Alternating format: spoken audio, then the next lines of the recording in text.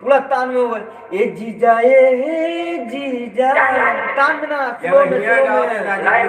हाँ लॉय में स्लो में आई राजू जी का होता तो लॉय में गाई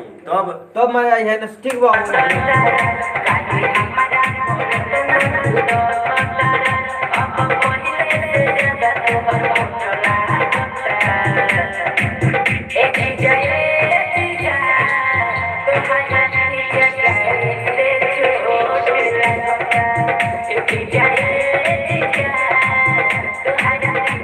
तान में मत ये तान में स्लो में ए जीजा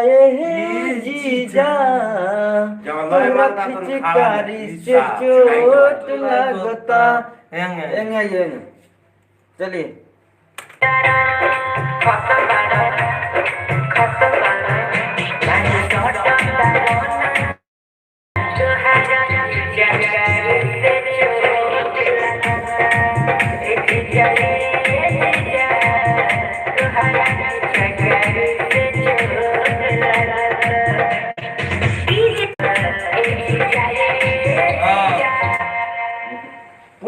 पूरा ये तो नहीं